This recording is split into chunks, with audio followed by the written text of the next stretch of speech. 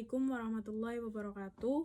Sebelumnya perkenalkan, nama saya Mutia Radila, NIM 103248082 dari kelas Hukum Tata Negara C. Di sini saya akan mempresentasikan atau mengulas kembali opini tentang harmonisasi sains dan agama. Berikut pemaparannya. Di era digital yang sedang melaju sangat cepat, kita sering melihat perdebatan di media sosial tentang sains dan agama bisa berjalan bersamanya.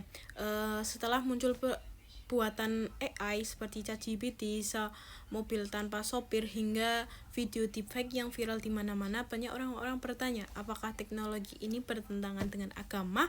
Apakah sains membuat manusia jadi jauh lebih dari Tuhan, dan apa agama masih relevan di dunia sains modern?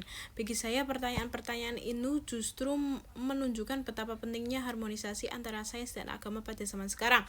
Jika kita melihat sejarahnya, sains dan agama sebenarnya bukan dua yang saling memusuhi dalam tradisi Islam. Misalnya, banyak ilmuwan seperti Ibnu Sina, Al-Farabi itu menemukan berbagai teori matematika, kedokteran, dan astronomi justru karena mereka terinspirasi oleh ajaran agama. Mereka percaya bahwa mempelajari alam adalah cara untuk memahami kebesaran Tuhan. Jadi sejak awal, sains dan agama sudah berjalan seiring dan saling mendukung. Namun perkembangan teknologi modern membuat hubungan keduanya menjadi bahan perdebatan. Contohnya yaitu AI mulai berkembang pesat, muncul kekhawatiran bahwa manusia akan bergantung sepenuhnya pada mesin. Ada yang takut AI yang akan menyaingi kemauan manusia, bahkan menggantikan Tuhan dalam penentuan masa depan. Padahal menurut saya teknologi hanyalah alat. Ia tidak mempunyai moral, tidak mempunyai tujuan, dan tidak mempunyai jiwa. Etika dalam penggunaan teknologi tetap datang di manusia, dan disinilah peran agama menjadi sangat penting. Sains memberi kita kemampuan untuk menciptakan hal-hal luar biasa seperti obat-obatan dan teknologi canggih, tetapi agama memberi kita aras untuk menggunakan sains secara benar. Tanpa nilai moral, sains bisa berubah menjadi ancaman. Contohnya yaitu editing DNA bisa menyembuhkan penyakit keturunan, tetapi juga disalahgunakan untuk menciptakan manusia desain.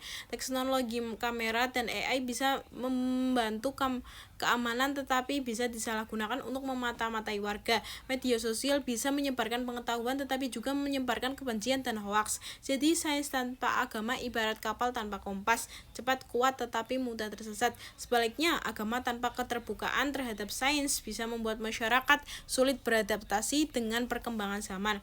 Kita hidup di dunia yang terus berubah, dan agama seharusnya menjadi penuntun dalam menghadapi perubahan, bukan penghambat. Ketika agama dipahami secara terbuka, ia justru memperkuat kemampuan manusia untuk mengambil manfaat dari sains tanpa kehilangan nilai-nilai moral. Contohnya yaitu COVID-19 terjadi.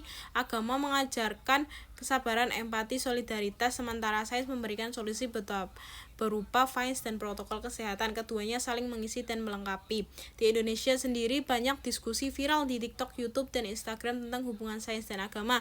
Ada yang menyoroti fenomena gerhana matahari, aurora, gempa bumi, hingga teori Big Bang. Sebagian warganet memandang fenomena itu sebagai bukti kebesaran Tuhan, sementara sebagian lain melihatnya sebagai data ilmiah yang bisa dijelaskan. Menurut saya, dua cara pandang itu tidak perlu dipertentangkan. Alam semesta bisa dijelaskan secara ilmiah sekaligus diapresiasi secara spiritual. Tidak ada yang salah dengan memahami proses ilmiah dari suatu fenomena sambil tetap merasa kagum dan bersyukur kepada Tuhan. Harmonisasi dan agama juga sangat penting untuk generasi muda dan hidup dalam arus informasi tanpa batas. Mereka dituntut untuk memiliki kemampuan berpikir kritis, tetapi juga tetap punya kompas moral agar tidak terperangkap dalam budaya digital yang toksik. Sains membantu mereka berpikir logis, sementara agama membantu mereka memahami mana yang benar dan mana yang salah. Dalam dunia yang penuh tantangan seperti sekarang, kita memerlukan keduanya untuk memenuhi manusia yang lengkap, cerdas, sekaligus berakhlak. Pada akhirnya, saya percaya bahwa sains dan agama bukan dua kutub yang harus dipilih salah satu. Keduanya adalah dua sisi yang saling mendukung dalam membentuk kehidupan manusia. Terima kasih presentasi dari saya.